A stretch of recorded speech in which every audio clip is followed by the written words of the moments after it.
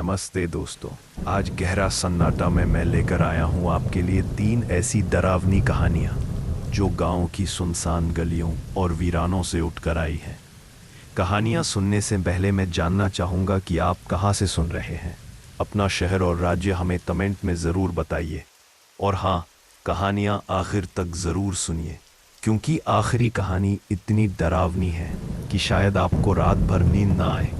तो चलिए दोस्तों, अब मैं आपको सुनाता हूँ पहली कहानी, वीराने गांव का पीपल। गांव के बाहर, जहां मिट्टी का रास्ता घने बबूल और नीम के पेड़ों के बीच से होकर गुजरता था, वहीं एक टूटा फूटा कुआं था। लोग उसे भूला कुआं कहते थे। कहते हैं उस कुएं से कभी पानी नहीं निकलता था, सिर्फ अजीब सी आवाजें आती थीं। गांव के बूढ़े कहते थे कि बरसों पहले उस कुएं में एक लड़की की लाश फेंकी गई थी और तभी से वो जगह अपशगुनी बन गई। पर समय बीतने के साथ लोग इन कहानियों को किस्से कहानियां मानकर भूल गए थे। रात का समय था, आसमान पर घने बादल छाए थे और हवा में ठंडक बढ़ गई थी। पूरा गांव सो चुका था, सिर्फ चंद कुत्तों के भौंकने की आवाजें सुनाई दे रही थीं। उसी वक्त राधा नाम की औरत, जिसे गांव वाले बहुत ही सीधी सादी और मेहनती समझते थे, अपने घर से बाहर निकली। उसका कहना था कि उसे सपने में कोई आवाज़ सुनाई दी, एक महिला की जो लगातार उसका नाम पुकार रही थी। वो बिना कुछ सोचे समझे उस आवाज़ के पीछे पीछे चल पड़ी। रास्ता सुनसान था, लेकिन उसे हर जगह वही फुसफुसाहट सुनाई दे रही थी, राधा राधा। वो डरी हुई थी, फिर भी मानो किसी अदृश्य ताकत के वश में थी।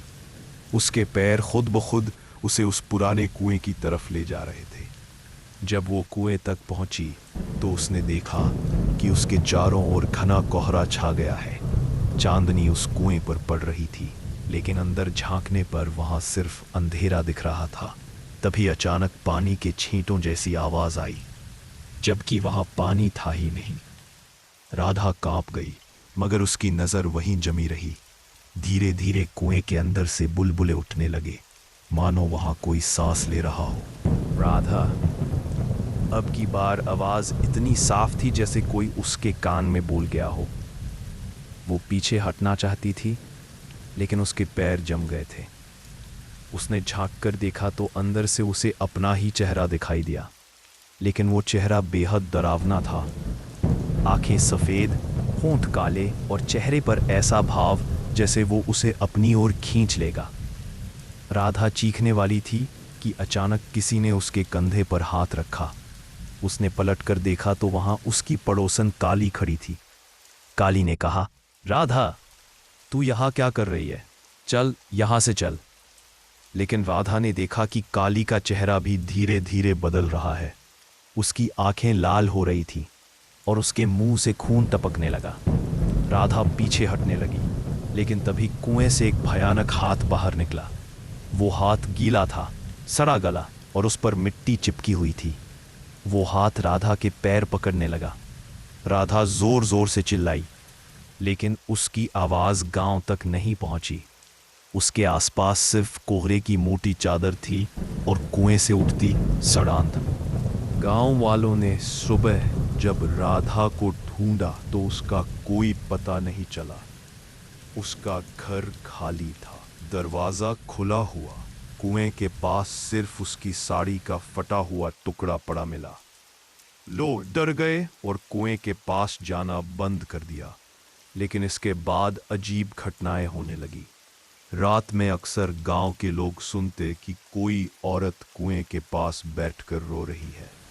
कई बार कुछ लोगों ने देखा कि कुएं से धुंध के बीच कोई स्त्री निकलकर गांव की तरफ जाती है और अचानक गायब हो जाती है। किसान कहते थे कि जब भी वो कुएं के पास से गुजरते तो उन्हें कोई फुसफुसाकर उनका नाम लेता है। बच्चों ने दावा किया कि उन्होंने रात में कुएं से किसी औरत के गीत गाने की आवाज सुनी। कुछ ने तो यहाँ तक कहा कि कुएं के आसपास खड़े होने पर उनके अपने ही चेहरे कुएं के पानी में बदलकर उन्हें घूरने लगते। धीरे धीरे गांव की हालत खराब होने लगी, फसलें सूखने लगी, लोग बीमार पड़ने लगे। लगता था जैसे कोई अदृश्य श्राप पूरे गांव को जकड़ रहा हो।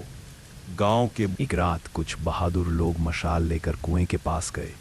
उन्होंने मंत्र पढ़कर कुएं को पाटने की कोशिश की, लेकिन जैसे ही उन्होंने पत्थर डाले कुएं से जोरदार चीख सुनाई दी। चीख इतनी डरावनी थी कि मशाल पकड़े सभी आदमी गिर पड़े। उसी वक्त हवा का तेज झोंका आया और मशालें बुझ गईं। सुबह जब गांव वाले वहां पहुंचे तो देखा कि कुएं के चारों ओर जमीन गीली है, जैसे वहां अभी अभी किसी ने पानी डाला हो। लेकिन कुएं में फिर भी पानी नहीं था। उसके आसपास पड़ी मिट्टी पर औरत के पैरों के निशान थे, नंगे पैर जो गांव की तरफ जा रहे थे। उस दिन के बाद से गांव का हर घर भय से भर गया। लोग रात होते ही अपने दरवाजे बंद कर लेते। बच्चों को सख्त मना था कि वे कुएं के पास न जाएं। लेकिन कहते हैं आज भी अगर कोई बहादुरी दिखाकर आधी रात को उस कुएं के पास जाए और अंदर झांके तो उसे सिर्फ अंधेरा नहीं दिखेगा, उसे अपनी ही शक्ल नजर आएगी, लेकिन वैसी शक्ल जैसी वो कभी देखना नहीं चाहेगा। डर वहीं खत्म नहीं होता, क्योंकि अब बारी है एक और खौफनाक किस्से की। तो चलिए सुनते हैं दूसरी कहानी, सूखी झील की परछाई। गांव के बीचों बीच एक पुराना बरगद का पेड़ खड़ा था। लोग कहते थे कि यह पेड़ सैकड़ों साल पुराना है और इसकी जड़ों के नीचे अनगिनत राज दफन है। दिन में यह पेड़ गांव वालों को छांव देता था। बच्चे इसके आसपास खेलते थे, लेकिन जैसे ही सूरज ढलता उस पूरे इलाके पर एक अजीब सा सन्नाटा छा जाता। रात के अंधेरे में इस पेड़ की लंबी फैली शाखाएं किसी विशालकाय प्राणी की तरह लगती थी। लोग मानते थे कि आधी रात को इस पेड़ के नीचे औरत की कराहने की आवाजें आती हैं। कहानी शुरू होती है अर्जुन से, जो शहर से गांव लौटा था। उसे इन सब बातों पर विश्वास नहीं था। वह पढ़ा लिखा लड़का था और ऐसे अंधविश्वासों पर हंसता था। एक दिन दोस्तों की चुनौती पर उसने ठान लिया कि वह आधी रात को बरगद के पेड़ के पास जाएगा और साबित करेगा कि ये सब बस अफवाहें हैं। गांव के बुजुर्गों ने उसे समझाने की कोशिश की, लेकिन अर्जुन ने उनकी बातों को नजरअंदाज कर दिया।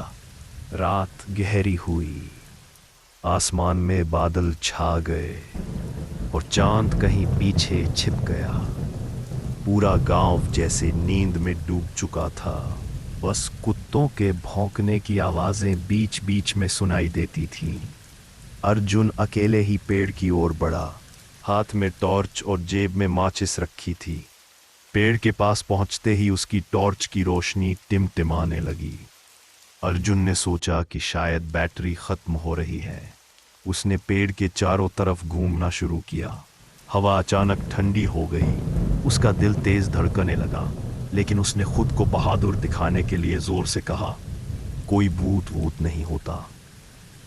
जैसे ही उसने यह कहा, पेड़ की एक बड़ी शाखा हिली और उस पर बैठा एक कौवा जोर से कांव कांव कर उड़ा। अर्जुन ने राहत की सांस ली, लेकिन तभी उसे लगा जैसे पेड़ की जड़ों के बीच से किसी के रोने की आवाज आ रही हो।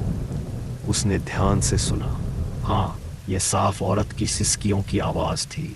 अर्जुन का गला सूख गया। उसने टॉर्च जड़ों पर फेंकी, लेकिन रोशनी कुछ देर के लिए चमकी और फिर पूरी तरह बुझ गई। अंधेरे में अब आवाज और साफ हो गई थी। अर्जुन ने हिम्मत करके अपनी जेब से माचिस निकाली और एक तीली जलाई। हल्की रोशनी में उसने देखा कि पेड़ की जड़ों के बीच मिट्टी थोड़ी धसी हुई है, जैसे किसी ने कुछ गाड़ रखा हो। तभी एक सफेद साड़ी पहने औरत की परछाई उसके सामने उभर आई। अर्जुन की सांसें थम गई। औरत के लंबे खुले बाल उसके चेहरे को ढक रहे थे और उसके होठों से वही सिसकियां निकल रही थी। कौन हो तुम? अर्जुन ने कांपती आवाज में पूछा। औरत ने धीरे धीरे अपना सिर उठाया। उसकी आंखें खून जैसी लाल थीं। उसने कहा, मुझे यहां जिंदा गाड़ दिया गया था। उसकी आवाज इतनी भारी और दर्द से भरी थी कि अर्जुन की रूह कांप गई।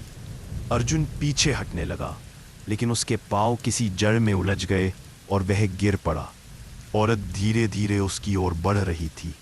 उसकी चाल धीमी थी, लेकिन कदमों की आवाज अर्जुन को साफ सुनाई दे रही थी, जैसे किसी ने जमीन पर लोहे की जंजीरें घसीटी हों।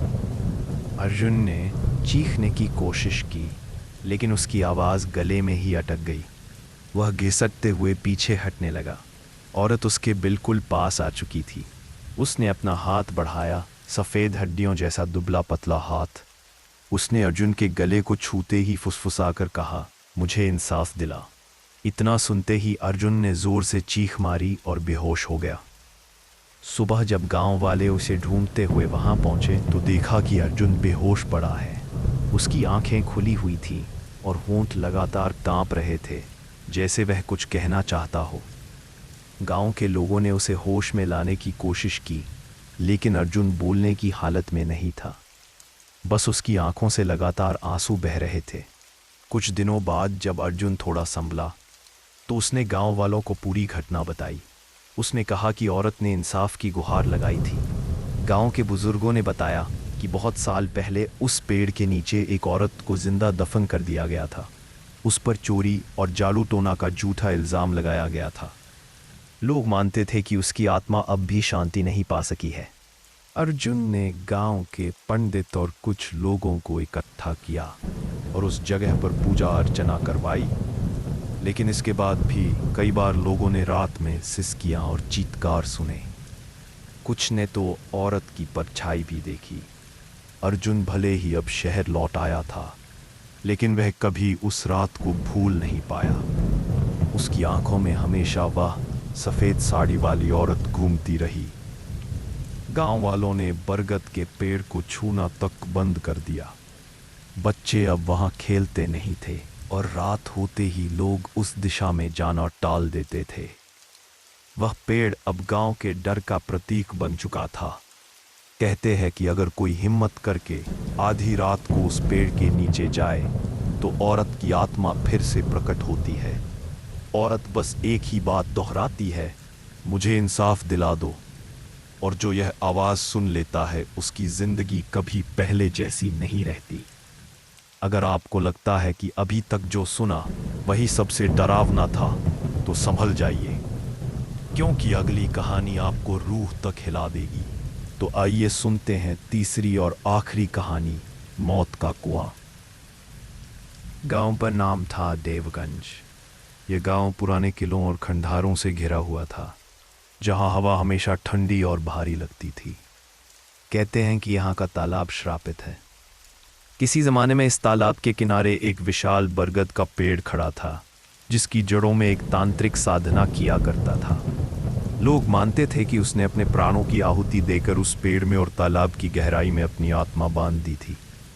बरगद को काट दिया गया, लेकिन तालाब का पानी आज भी रात को हल्का सा नीला चमकता है।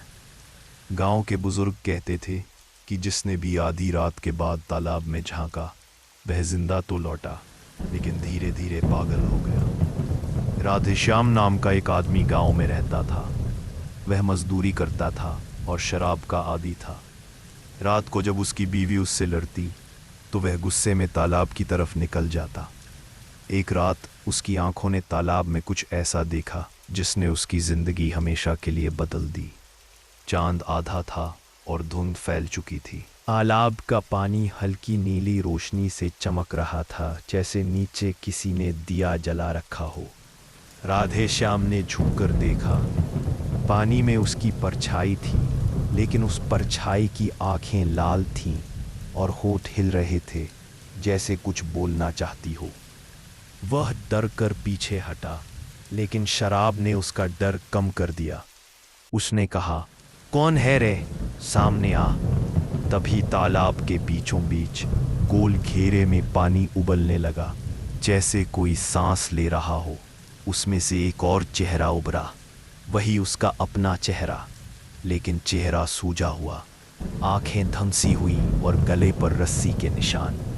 वह मुंह खोलकर बोला, जल्दी ही तेरी बारी है। राधेश्याम भागा, लेकिन तब से उसकी हालत बदल गई। वह रात रात भर तालाब की ओर खींचता चला जाता। गांव वाले देखते कि वह अंधेरे में पानी की सतह से बातें करता रहता। उसकी बीवी उसे रोकने की कोशिश करती, लेकिन उसकी आंखें धीरे धीरे खाली और पागलपन से भरी लगने लगी। लोग कहते थे उसकी आत्मा तालाब ने पकड़ ली है। एक हफ्ते बाद आधी रात को गांव वालों ने चीख सुनी। सब दौड़े तो देखा कि राधे श्याम तालाब के बीच खड़ा है। पानी उसकी गर्दन तक पहुंच चुका है। लोग चिल्लाए, बाहर आ जा, लेकिन उसने हंसते हुए कहा, वो मुझे बुला रहे हैं, मैं अकेला नहीं जाऊंगा, अब और लोग भी आएंगे। अचानक पानी में भंवर बना और उसकी देह खिंचकर नीचे चली गई। लोग डरे सहमे किनारे खड़े रह गए। किसी ने तालाब में कूदने की हिम्मत नहीं की। राधे श्याम कभी वापस नहीं आया, लेकिन उसके बाद गांव में अजीब हादसे होने लगे। जो भी तालाब के पास से गुजरता उसे अपने नाम से कोई पुकारता। कभी आवाज़ अपनी ही होती, कभी किसी मृत रिश्तेदार की। कई लोग बताते कि पानी में झांकने पर उन्हें अपना ही मृत शरीर तैरता दिखता। गांव की औरतें बच्चों को सख्ती से तालाब से दूर रखती। एक रात 12 साल का एक लड़का तालाब के पास गया और सुबह उसकी लाश किनारे पर मिली। चेहरे पर वही गले की रस्सी का निशान था जैसा राधे श्याम के प्रेत ने दिखाया था। लोगों ने तालाब को पाटने की कोशिश की, मिट्टी डाली गई, पत्थर फेंके गए, लेकिन हर सुबह मिट्टी धमसी हुई मिलती और पानी फिर से ऊपर आ जाता, जैसे तालाब अपनी जगह छोड़ने को तैयार ही ना हो। गांव के पुजारी ने कहा, ये साधारण पानी नहीं, ये श्रापित आत्माओं का घर है। जो इसमें झांकेगा उसे यह अपना बना लेगा। समय बीताता गया, लेकिन देवगंज गांव का तालाब आज भी वैसा ही है। कोई भी सूरज ढलने के बाद उसके पास नहीं जाता। कहते हैं रात को अब भी वहां पानी नीली लौ की तरह चमकता है। राहगीर कसम खाते हैं कि उन्होंने तालाब में झांकते हुए सैकड़ों चेहरे देखे, कुछ जीवित, कुछ मृत, और हर चेहरे की आंखें लाल थीं। सबसे डरावनी बात यह है कि कभी कभी तालाब के किनारे कोई अजनबी बैठा दिखता है, साधारण गांव वाले की तरह, लेकिन जब पास जाओ तो उसका चेहरा राधे श्याम का होता है, जो मुस्कुराकर कहता है, बस एक बार पानी में झांक कर देख लो। गांव वालों ने समझ लिया कि इस श्राप से मुक्ति संभव नहीं, इसलिए रात को उस तरफ से गुजरने वाला हर शख्स आंखें झुका लेता है ताकि पानी की सतह पर अपनी ही मौत का चेहरा न देख ले। तो दोस्तों, ये थीं आज की 3 खौफनाक कहानियां। आपको इनमें से कौन सी कहानी सबसे डरावनी लगी, हमें कमेंट में ज़रूर बताइए। अगर आपको वीडियो अच्छा लगा हो तो लाइक, शेयर और सब्सक्राइब करना ना भूलें। हम फिर मिलेंगे एक और रहस्यमयी और डरावनी कहानी के साथ। तब तक गहरा सन्नाटा आपके आसपास ही है।